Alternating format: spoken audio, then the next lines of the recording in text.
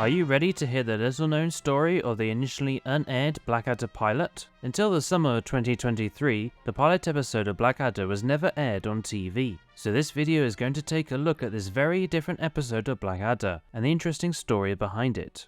Either you do it or you don't do it. If you do it, you don't get paid. If you don't do it, you get beheaded.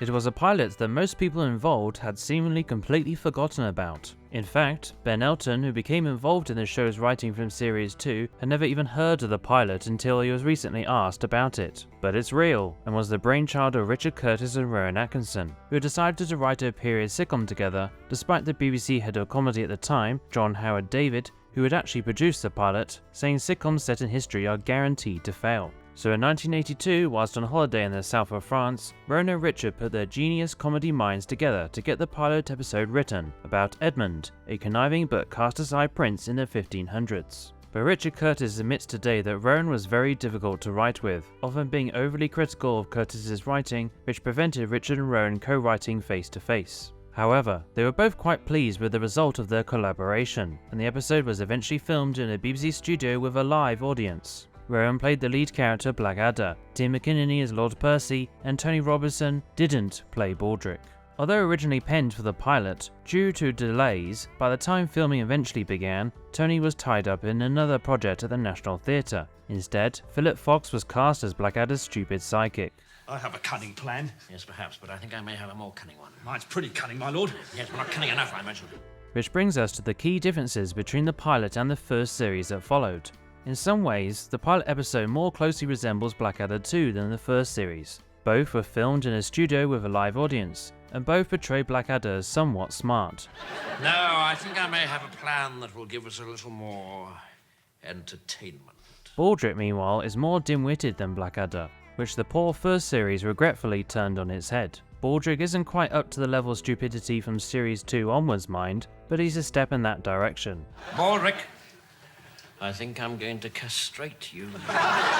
When Curtis and Atkinson showed the pilot to 5 friends on a second holiday, their optimism was soon squashed by their very muted reaction. Of course, pilots are rarely as good as the final product, and Richard and Rowan had a very rough diamond that could be polished into an entertaining program that audiences enjoyed, but it needed a lot of work. In particular, many of the characters are quite bland, especially Baldrick, who behaves and dresses so ordinary, and the dialogue's rather forgettable, which is not helped by the often uninspiring performances. I don't care. I think your father likes MacAngus, and if he suspected you had harmed him, he'd cut you off without a penny.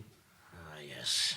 The plot is also a little convoluted, with Blackadder trying to outdo his brother and heir to the throne, Prince Henry, but then setting out to kill another character who was awarded all of Blackadder's Scottish lands.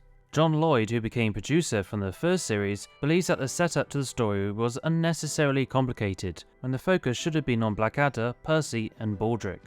He also felt Rowan Atkinson and Philip Fox lacked on-screen chemistry, which was rectified when Tony Robinson was re-brought into the fold.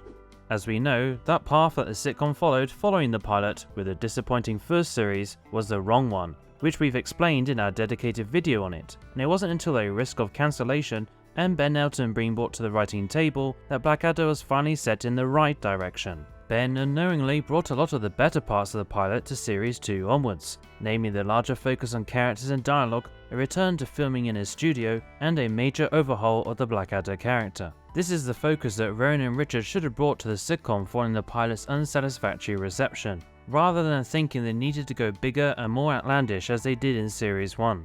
For more videos on Blackadder, take a look at these videos, or find them all on the channel page. So you don't miss our future videos, please subscribe to Sears Classics and give the video a like. Thanks for watching and cheerio!